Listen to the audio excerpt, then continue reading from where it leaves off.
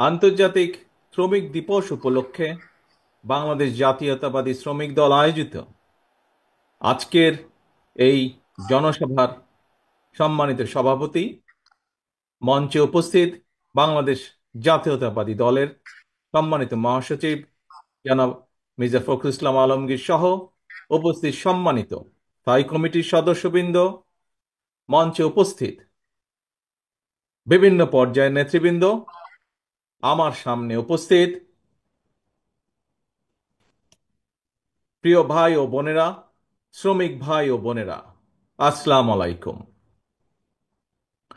আন্তর্জাতিক শ্রমিক দিবস উপলক্ষে আমি প্রথমেই বাংলাদেশ সহ সারা বিশ্বের শ্রমজীবী, কর্মজীবী মানুষের প্রতি জানাই একান্ত শুভেচ্ছা এবং ভালোবাসা। 18 কোটির বেশি মানুষের এই বাংলাদেশে বিভিন্ন সেক্টরে সব মিলিয়ে কর্মক্ষম শ্রমজীবী মানুষের সংখ্যা প্রায় 8 কোটি বা তারও কিছু বেশি। প্রিয় ভাই বোনেরা, এর ভেতর নারী শ্রমিকের সংখ্যা প্রায় অর্ধেক। শ্রমজীবী, কর্মজীবী এইসব মানুষেরাই আমাদের এই প্রিয় বাংলাদেশের উন্নয়ন এবং অর্থনীতির প্রাণ। দেশের কোটি কোটি শ্রমজীবী, কর্মজীবী মানুষ, প্রান্তিক জনগোষ্ঠী, কৃষক, শ্রমিক, দিনমজুর, মেহনতি জনগণকে অবহেলা কিংবা অধিকার বঞ্চিত রেখে আমাদের মুক্তিযুদ্ধের কাঙ্ক্ষিত বাংলাদেশ প্রতিষ্ঠা করা সম্ভব নয়। শ্রমজীবী, কর্মজীবী প্রিয় ভাই ও বোনেরা, আপনারা যারা আজকের এই সমাবেশে হাজির হয়েছেন, অবশ্যই আপনাদের একটি লক্ষ্য বা উদ্দেশ্য রয়েছে, একটি প্রত্যাশা রয়েছে। কি সেই প্রত্যাশা, কি সেই উদ্দেশ্য? সেটি হলো এমন একটি গণতান্ত্রিক রাষ্ট্র, সরকার, সমাজ ব্যবস্থা, আপনাদের, আমাদের প্রত্যেকের প্রত্যাশা। এমন একটি কর্ম পরিবেশ আপনাদের প্রত্যাশা, যে রাষ্ট্র এবং সমাজ আপনাদের প্রত্যাশা এবং প্রাপ্তি নিশ্চিত করবে। মাথার ঘাম পায়ে ফেলে উৎপাদন, উপার্জন করার পর আপনারা শ্রমের ন্যায্য মূল্য পাবেন। রাষ্ট্র ও সমাজে আপনাদের অধিকার এবং মর্যাদা নিশ্চিত থাকবে।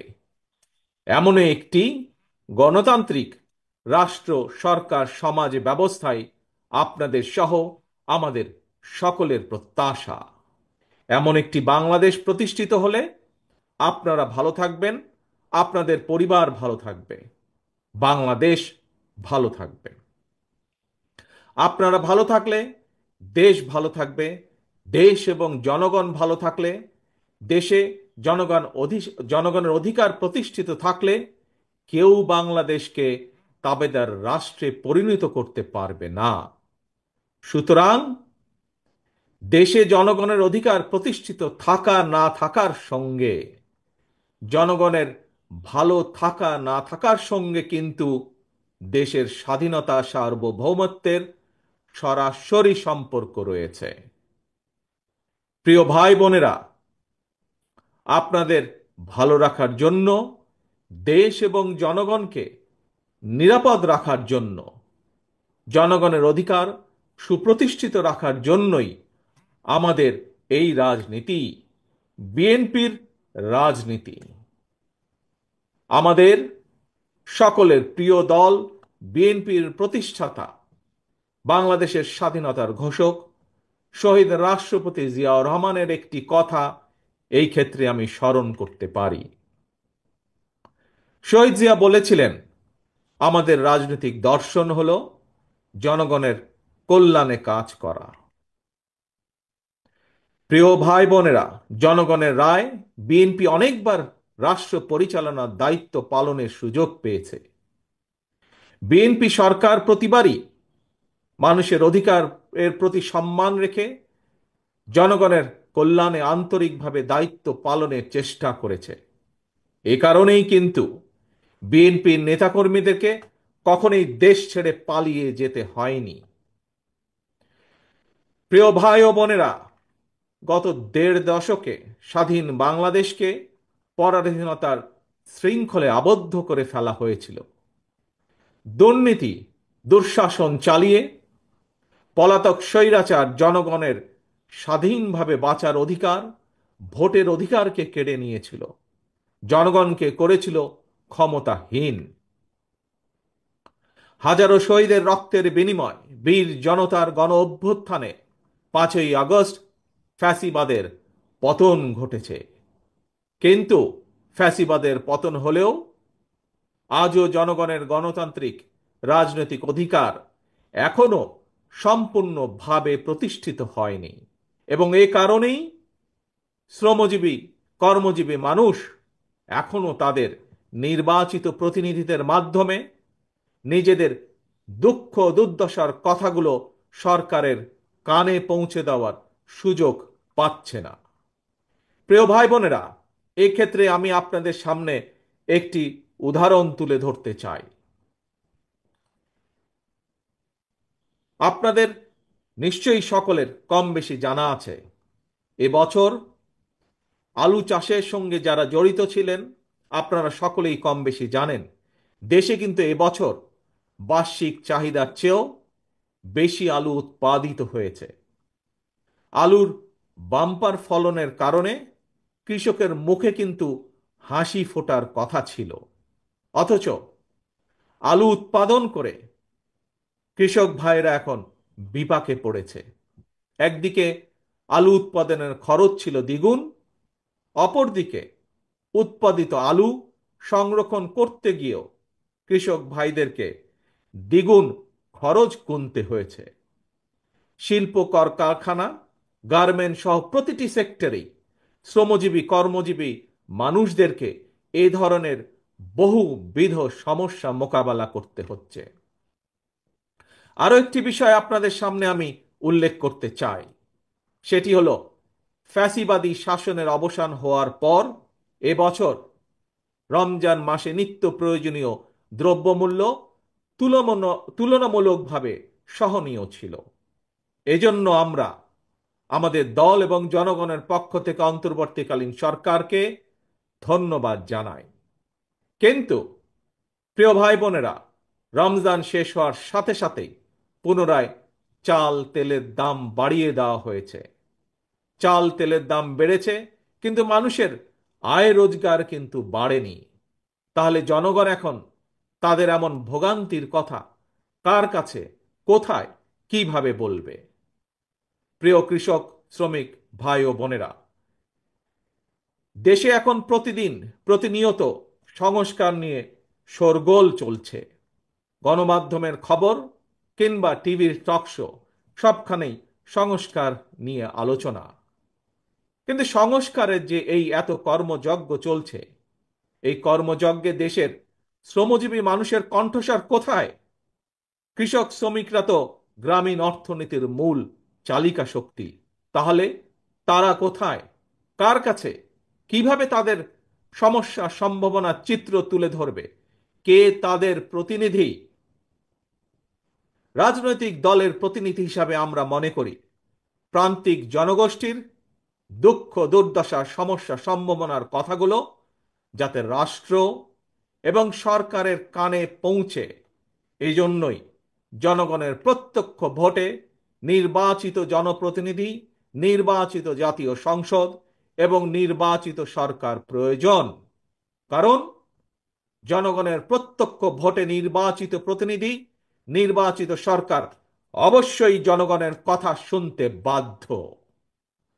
প্রিয় ভাই ও বোনেরা, জনগণের কাছে জবাবদিহিমূলক সরকার প্রতিষ্ঠার জন্য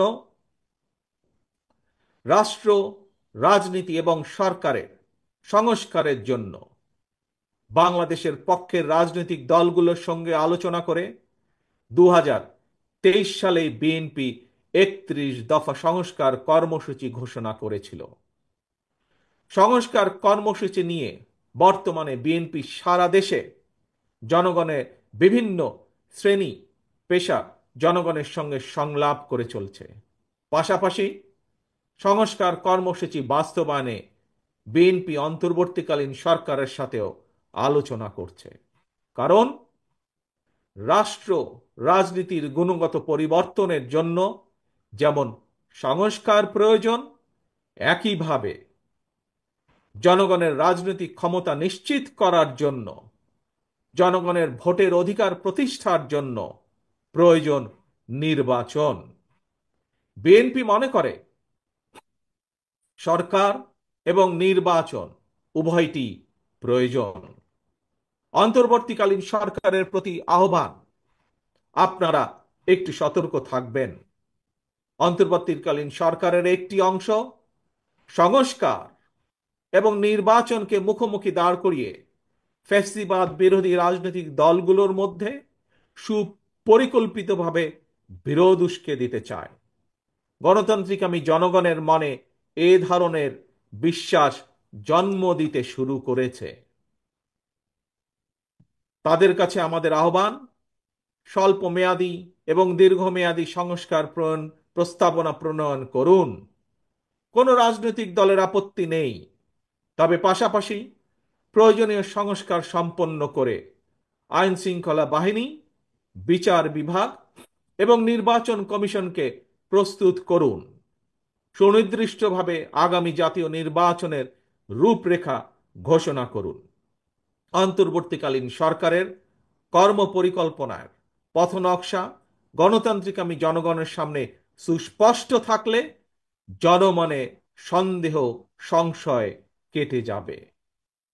প্রিয় দেশবাসী, ফ্যাসিবাদ মুক্ত বাংলাদেশে জনগণের ভোটে জনগণের কাছে জবাবদিহিমূলক সরকার প্রতিষ্ঠার জন্যই বিএনপি সহ বাংলাদেশের গণতান্ত্রিক রাজনৈতিক দলগুলো অন্তর্বর্তীকালীন সরকারকে নিঃশর্ত সমর্থন দেওয়া অব্যাহত রেখেছে। তবে গণতান্ত্রিক আমি জনগণ মনে করে অন্তর্বর্তীকালীন সরকারের প্রতি অনির্দিষ্টকালের জন্য সমর্থন অব্যাহত রাখা যৌক্তিক নয়। পলাতক স্বৈরাচার দেশে আর যেন মাথাচাড়া দিয়ে ওঠার সুযোগ না পায়, এজন্যই জনগণের কাছে জবাবদিহিমূলক সরকার প্রতিষ্ঠা অত্যন্ত জরুরি। ফ্যাসিস্ট কিংবা স্বৈরাচার হওয়ার মন্ত্র দেশের সংবিধান কিংবা দেশের আইনে লেখা থাকে না, বরং সংবিধান বা আইন না মানার কারণেই ফ্যাসিবাদের জন্ম হয়। একজন ব্যক্তি বা গোষ্ঠী যখন থেকে নিজেকে কিংবা নিজেদেরকে একমাত্র অনিবার্য অপরিহার্য মনে করে, জনগণের উপর একক সিদ্ধান্ত চাপিয়ে দিতে শুরু করে, তখন থেকেই ফ্যাসিবাদের যাত্রা শুরু হয়। এবং এ কারণেই বলতে চাই, কোনো ব্যক্তি অথবা গোষ্ঠীর মনে বিনা ভোটে ক্ষমতা দীর্ঘায়িত করার সুপ্ত বাসনা, পুনের আকাঙ্ক্ষা যেন রাষ্ট্র সরকারকে ফ্যাসিবাদে প্রতি প্রলুব্ধ করতে না পারে, সেজন্যই জনগণের প্রত্যক্ষ ভোটে নির্বাচিত জনপ্রতিনিধি, নির্বাচিত জাতীয় সংসদ এবং জবাবদিহিমূলক সরকার প্রতিষ্ঠা করা দরকার।